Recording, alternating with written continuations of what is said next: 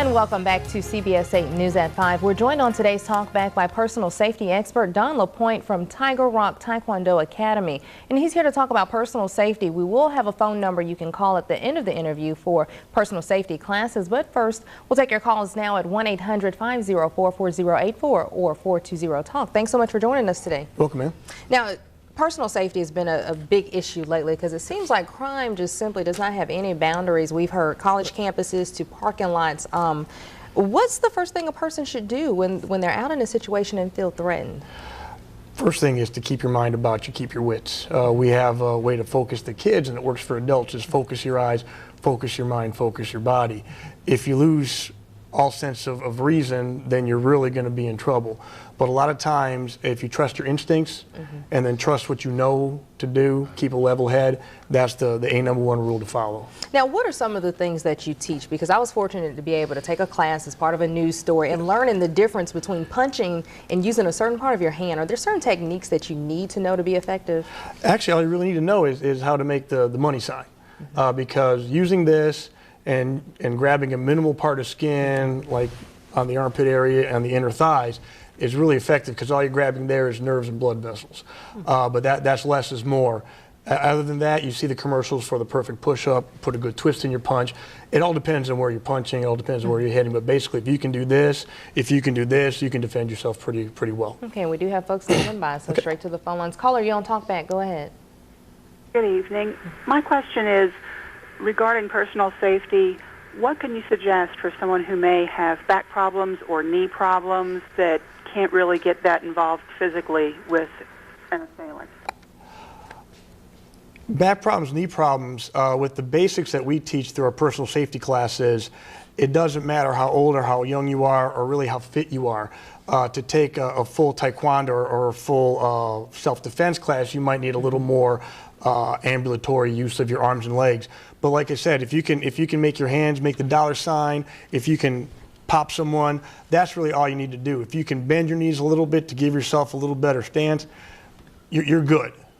Now, I was able to pick up a small taser from the pawn shop, $20. How effective is something like this plus mace, or, we realistically think when we're being attacked, we don't have time to grab for stuff, but having something like this on you, how does that help? It can help. You also have to make sure that you're ready for it. If you have to fumble around in a purse or in a pocket, that could be valuable seconds that you should be paying attention to your surroundings. If the person is the average assailant, somewhere between, actually around my age, between 40 and 55, average height and build, something like that will definitely give them a stun. Now, when you have someone who may be on drugs or may have some psychological issues, that kind of taser might not do the best. Mace, a lot of times you even see stories where police officers have to use multiple doses. So really for the average person, that'll be fine if you've taken a class or understand how to use it. Now, when we talk about focusing, you talked a lot about focusing. When we line of sight things, when you're walking around looking, what should you be looking out for? Anything out of the ordinary. And in fact, you should be looking through people if you can understand that. If I can look at you, but I'm looking over your shoulder, it looks like I'm not paying attention, but I can actually see your whole person. Are you reaching in your handbag for something? Is the person reaching behind them for something? And basically you want to scan purposely with your eyes. A lot of times it's the people who are not paying attention that have the most damage done to them. I like to wear sunglasses because they can't really see where I'm looking. All right, back to the phone line. Yes, ma'am. Caller, you're on Talkback, go ahead. Sir, if you are attacked by a gentleman who is larger than you and grabbed around the throat, which totally does not make you have any sort of power, what is the best thing that you can do to save yourself? A couple of different things. There's always a shot to the groin. That's always very effective against male assailants. Something called a shin insertion, which is just driving your foot as hard as you can into the shin bone, because chances are you're going to have some type of shoes on. If not, I'll take my wife or daughter having a broken toe by being incapacitated.